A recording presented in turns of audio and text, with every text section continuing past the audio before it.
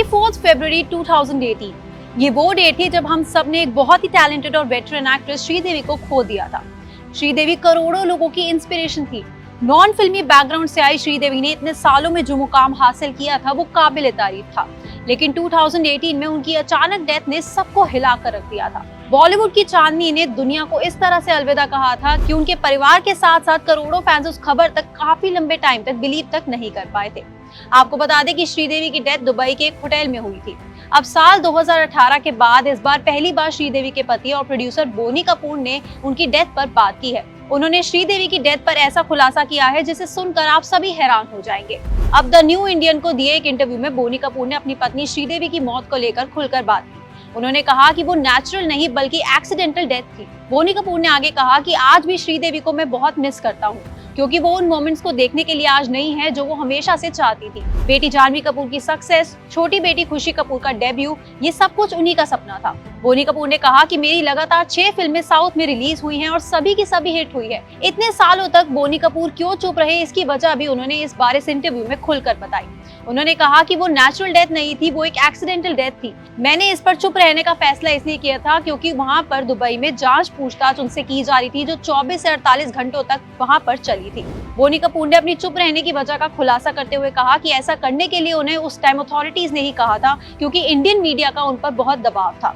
उन्होंने बताया कि मैं सभी टेस्ट से भी गुजरा था, जिसमें लाई डिटेक्टर टेस्ट और दूसरी चीजें भी शामिल थी, और फिर जो रिपोर्ट सामने आई थी उनमें भी आ गया था कि वो एक एक्सीडेंटल डेथ ही थी।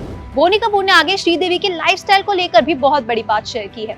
उन्होंने कहा कि वो अक्सर भूखी रहा करती थी क्योंकि वो अच्छा दिखना चाहती थी। बोनी कपूर ने कहा कि जब से उनकी मुझसे शादी हुई थी तब से उन्हें कुछ मौकों पर ब्लैकआउट भी हुआ था। उस टाइम उन्हें डॉक्टर्स भी कहा करते थे कि उन्हें लो बीपी की प्रॉब्लम है। इनफैक्ट श्रीदेवी डिनर में बिना नमक वाला खाना ही मांगती थी। डॉक्टर उनको कहते रह गए कि आपको लो बीपी की प्रॉब्लम है, आप नमक खाया करें, चाहे वो सैलेड में हल्का सा छिड़क कर ही क्यों ना खाए, लेकिन वो जरूरी है उनके खाने के लिए। लेकिन श्रीदेवी ने वो भी नहीं सुना। बोनी कपूर ने आगे ये भी कहा कि बदकिस्मती से उन्होंने उसे सीरियसली नहीं लिया और उन्होंने ये नहीं सोचा कि ये इतना सीरियस हो सकता है। अब एक्ट्रेसेस और एक्टर्स का तो हमें पता ही है कि वो एक सर्टेन डाइट को ही फॉलो किया करते हैं और उसी को पसंद करते हैं। आखिर उनका काम ही इस तरह का है। वैसे ये बात सच भी है कि श्रीदेवी अपनी उम्र के हिसाब से काफी यंग लगा करती थी, लेकिन उन्हें इस तरह की दिक्कत थी और वो इस तरह से अपनी डाइट पर कंट्रोल करती थी, ये हम में से किसी को नहीं पता था। खैर, बोनी कपूर ने आगे ये भी बताया कि श्रीदेवी के फ्यूनरल पर उनके को एक्टर नागार्जुन जब आए थे तो उन्होंने भी उनसे एक इंसिडेंट शेयर किया था। उन्होंने बोनी कपूर को बताया था कि श्रीदेवी एक फिल्म के टाइम जो उनके साथ कर रही थी वो उस टाइम भी क्रैश डाइट पर थी और इसी तरह से वो एक बार बाथरूम में गिर गई थी और उनके दांत भी टूट गए थे। बोनी कपूर ने कहा कि ये शायद डेस्टिनी ही थी। दुर्भाग्य से उन्होंने वो गंभीरता से नहीं लिया और नहीं सोचा कि इस तरह की घटना कभी इतनी ज्यादा गंभीर भी हो सकती है।